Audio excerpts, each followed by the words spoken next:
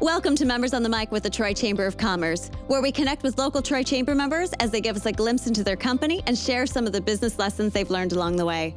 Hi, everyone. I'm Tara Tomczyk-Husak, President and CEO of the Troy Chamber of Commerce, and I'm joined today by our amazing and lovely co-host, who is also Vice President of the Chamber, Sheila Denstead. Hi, everyone. First, I'd like to take a moment to thank our presenting sponsor, Trion Solutions. Stay tuned for our very first commercial break where you can learn how you can rely on Trion. So, Sheila, we have a very impactful guest today. Obviously, we know him quite well and we love him, but would you mind doing the intros? I am absolutely honored to do the intro because this man has saved my butt over the last year. She's so I'm not super kidding. excited to have him here today. Today, I'm excited to introduce you to Vince Bechard, CPA, MST. Vince is a principal with Doeren Mayhew Assurance and Doeren Mayhew Advisors. He brings over 15 years of experience, including industry roles providing planning, compliance strategies to minimize liabilities for private held businesses and key stakeholders. He serves on many boards, including the Rochester Christian University Accounting Advisory Board and the Troy Chamber of Commerce Board Treasurer. Thank you.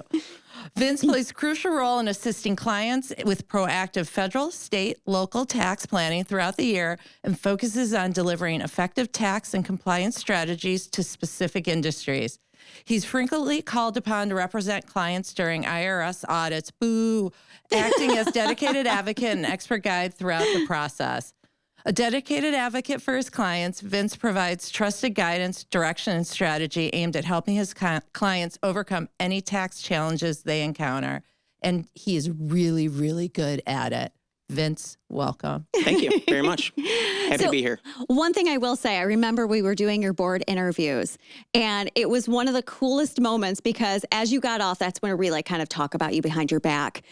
They were all like, I've never met a man who was so delightful about taxes. And we started laughing because they're like, he loves what he does. And it was immediately we were drawn to you. So firstly, thank you, because obviously as our board treasurer, you are helping our non-accounting brains. This is me and Sheila. Truth. Get through this. And Bella, helping Bella too. Yeah. And I guess the whole team, because we could not do what we do without you. So very grateful to have you on our board. So just wanted to start with a thank you. Yeah. But as you are so excited about taxes, there's some differences between Michigan tax and federal taxes. Can you tell us a little bit about that and what businesses should be aware of?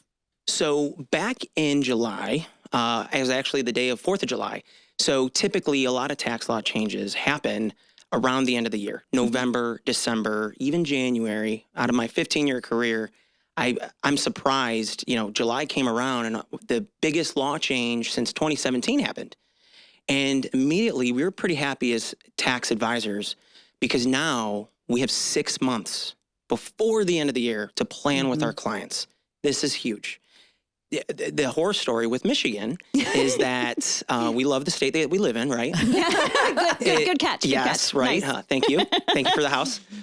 Is that sincerely that it was right around Christmas, the holidays, a few years ago, Michigan changed the law in regards to business owners deducting state level taxes. So, hey, regardless, the company makes $1 million of Michigan taxable income, you have the option now, Michigan allowed you to take the deduction at the business level. It's called the flow-through entity, FTE, tax. But, oh, by the way, if you're a cash basis taxpayer, you got to get everything deduction-wise by the end of the year. You got a week. So tax advisor here, we had to call clients around Christmas, New Year's Eve. A lot of people take time off. Happy holidays. This is that horror story that it's extremely important. And, you said the term trusted advisor. That's something that for sure our firm, a lot of CPAs out there, they take that responsibility seriously, right? So Michigan came out with this law and we had to make sure that clients were getting the tax advisory side of this to get that planning by the end of the year, 12/31. If you're a accrual method taxpayer, you have until 3/15, 4/15 to do so because you can accrue the tax, but cash basis, you need to get that deduction in before 12/31. So that's the long and short of it. However, July 4th, to get back to this, one big beautiful bill, OBA, came out. That's a federal item. So July. Well, Michigan didn't really change anything in regards to significant tax law updates. This didn't happen until October, November, a few months later. We thought that maybe Michigan would couple. We call that coupling. Yeah. Michigan coupling the rules of federal. It turns out that they did not for certain items. And I call it number soup because code section 163, 174, 168, 179. Those 4 sections are massive for taxpayers because it's depreciation expense. Everyone knows about writing off fixed assets. Interest expense is 163J. Michigan decoupled, but it really wasn't in the news. There wasn't a lot of awareness about it. So my point of sharing this story is you have to have, as a business owner, a trusted advisory team around you to navigate, oh, it wasn't really in the news. Oh, this is actually a major tax law change because, oh, by the way, it's effective immediately. But these are the 2 examples where the current tax year 25, this happened. And then the other one was the flow-through entity FTE tax that came around Christmas. So I have fond memories about Christmas and the 4th of July because Michigan gave us some curveballs, and that's okay. But it's almost like, law in medical where your trusted advisory team has to stay updated with law changes because they come sometimes when you least expect it. 4th of July, I was at a pool party and I'm saying, oh my gosh, I got to call my clients over the next week. And that's okay. That's the place where I take that trusted advisory role seriously. But it goes back to being proactive on that because the difference is that you don't meet with your accountant once a year when it's tax filing time. It shows that the relationship matters because in those moments, if no one's going to call you, how are you going to have that information? Or it could be too late. Yeah, for sure. Absolutely. And it's one of those weird things too, where you don't necessarily, no offense, you don't think you need to be talking to your accountant all the time, but it just proves that even just that once in a while email back and forth keeps you up to date on everything going on, how that it can affect everything in the long run. Well, and with your energy, I already want to hang out. So. I was like even on the 4th of July, yeah. talking about tax law changes. Hey, did you see what just happened today? Happy Independence Day. Yes. With a pure excitement about it. Well, we're talking about that, goes into auditing and being audited. What are some common lessons businesses need to learn, and how can they get prepared for those? Yeah, so the terms contemporaneous records. You can't really say that too fast. Nope. And I absolutely have a horror story where, a financial advisor came to me, really good friend of mine, and he's like, hey, our firm has a client that doesn't have a good CPA. The client is getting audited, and his CPA, this is 2 years ago, the CPA is unresponsive. He's not taking phone calls. We can't find him. Can you help bridge the gap here? This isn't returns that Doeren Mayhew prepared, but my client has this huge tax bill and an IRS actual audit with an auditor. And I said, look, I'll help out for sure. And I was happy to do so. But the reality is not every CPA is the same. You need to have a trusted advisor that's by your side, especially in the darkest hour, which is an IRS audit. And I will be honest, it was a really tough audit because my client did not keep contemporaneous records. This is the stuff you read about in court cases where they didn't have books and records. It was extremely blended with personal expenses. You need to keep items of your business as black and white as possible. And for you to have digital records historically over a 3-year period, which is the statute of limitations, or 7 years under certain circumstances. So we talked to the IRS auditor and we went hand in hand and it said the client has all of these records. This is what I would sign off on. And we met in the middle. It was an offering compromise, if you will. And guess what happened is you can build a huge relationship over that time period. My client now trusts me, fundamentally, and we're building to get those books and records better going forward. But it's the items that you don't learn in college. You don't learn about business and financial to this level as a business owner. You know about bank accounts and what does my cash look like? Can I get payroll done this month? But at the same time, you do need financial statements because not only does the IRS care about this, but maybe your stakeholders, maybe investors, maybe one day you want to sell your company. You got to have good books and records. Yeah. Guys, I think this is a great moment to take a break and hear a word from our presenting sponsor, Trion Solutions. We'll be right back. I'm Joe Vicari, President and CEO of the Joe Vicari Restaurant Group, which encompasses 24 restaurants throughout the country. Trion's able to provide for our employees health insurance, 401ks, vacation time. All of that helps us compete against larger companies for top talent. Happy employees make for great service, and that's what our restaurants are known for. That's why we rely on Trion. You can always rely on Trion. Welcome back to Members on the Mic with the Troy Chamber of Commerce. We are here with Vince from Doeren Mayhew. So Vince, how do I say this? We see a lot of people who fall into the category of, ignorance is bliss. I don't really need to know too much when it comes to taxes or finances. But can you explain? I mean, as we're laughing, we're like, I don't want to learn this, but it's so necessary. So can you explain about why it's so important to stay kind of abreast of this kind of trends? So you don't know what you don't know. And the example I have is actually this past year. So the things of lessons learned during tax season, we had a client that it's the American dream to build up a company and to ultimately sell it in the future, or to send it to your heirs or your generation, Gen 1 to Gen 2. Sure.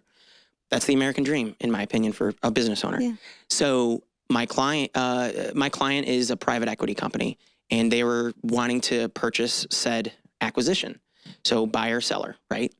Well, as a part of due diligence, they actually operate out of two countries, United States and the country of Canada. Well, during the due diligence side where we were interviewing the buyer, he said, we don't really have a separate company. We almost think of it as an invisible line. I'm pausing there for effect because the IRS does not see this as an invisible line. It might as well be a concrete, ceiling of this is US, this is Canada. And so worldwide income, there's foreign concepts. I'm a domestic tax professional. I know enough to be dangerous in foreign, but I know when to bring, my foreign Bring counterpart. some big dogs in for that too. Yes. Yeah. I heard that term and I just knew immediately we have an issue, because that is massive for due diligence. Ignorance is bliss. He thought he was fine. It's an invisible line. It is not. You could even say the same thing for interstate. Hey, I'm a Michigan company, but 50% of my business is in Indiana, or 50% of my business is in the state of Florida. You have to make sure you have advisors that kind of understand all sides of the coin here, so that the ultimate American dream, when you go to sell, you have all of this stuff buttoned up. Hey, we thought about this before. We have another company in Canada, and it grew to the level of tens of millions of dollars of sales every year. We are making contemporaneous records so that we have a proper legal entity over abroad. And so it's really, really important to make sure that you have growth with the right model, and you have that right model going forward. Sheila, were you first nervous that when he said you don't know what you don't know, that it was going to be a story about us? Because I did. I had a minute. Plead in the fifth. Nope, not going there. The time of year, we're just after April 15th. Mm-hmm. Congratulations. Thank you. A little bit of crazy. A recovering CPA at the moment. That's the first step to admit it. First step, People obviously were talking about paying their taxes, and I got to imagine they're coming back like, oh my goodness, for next year, what can we do to lower those taxes? What's the best way to go about it and keeping within the legality of lowering those taxes? So I'm going to quote an email I got this week, because I think every CPA or every business owner says exactly this. We're more than a little bit worried about paying taxes. We're looking for ideas to lower our tax bill. We want to make sure we're approaching it the best way. So I get that under prospects. I get this as a part of clients understanding that over time, the business is building, and when it's growing, sales is getting higher. Spoiler alert, when sales go higher, taxes go higher. What can I do to manage that expectation? So had a meeting this week with my client, and we kind of just talked about what are some things, what are these stones that are being unturned? And we're talking about, hey, we could update, the barn in the back. We could asphalt some areas, but this is kind of a Band-Aid. This is a 1-year expense. But here's the thing that I always kind of share. What is an expense that can grow your business, your ROI ultimately? You don't want just something that is a drop in the bucket. Here's an example. So year-end planning. Had a new client, and I said, look, a separator of Doeren Mayhew is that we do year-end tax planning. Why? if the dominoes fall, if we look at 10 months of financials and we say, hey, if your budget for the next 2 months and the actuals of the 10 months look at like this is what your tax bill looks like on 415. We do that for almost every client that wants it, right? Well, we do it for every client that wants it, but we try to always say this because it manages expectations and it's cash planning. The worst thing is the week before the deadline, 415, to say, hey, you owe 500 grand Ta-da. or 100 grand, ta-da. They get upset, and I understand that. But let's manage that expectation. Let's say something about, hey, let me tell you 4 months from now. Let me tell you now, and you're managing it. But what are the things that we can do by the end of the year to reduce that tax liability and plan accordingly? So I had this example where first-time client, and we talk about it. He's like, oh my gosh, I'm going to owe a lot. What could I do? And I was like, well, you could buy a car for the business. This would make sense. And you get bonus depreciation. He thought this was such a good idea. So what does he do? He buys 5 vehicles for his company. He's a normal company, maybe 2 million in annual sales, 5.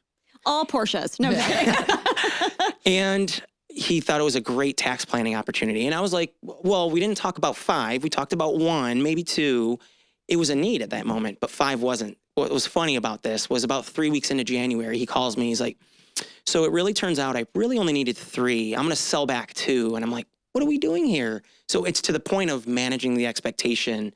But it was that first time of tax planning and tax strategy. But this is the separator with CPAs, is trying to manage these items for your client. So going back on that, because you're talking about year-end goals, how should businesses consider structuring their company when they consider their taxes and year-end goals? Yeah. One of the other items we always kind of see is, at inception of you're an LLC, and maybe you're working with your cousin for business financials or your buddy for your tax. It's the ability to grow with your CPA. I feel like I've outgrown my CPA. I'll say that in quotes because that is a huge item for me of, I feel like when a business owner says that, it's kind of already time.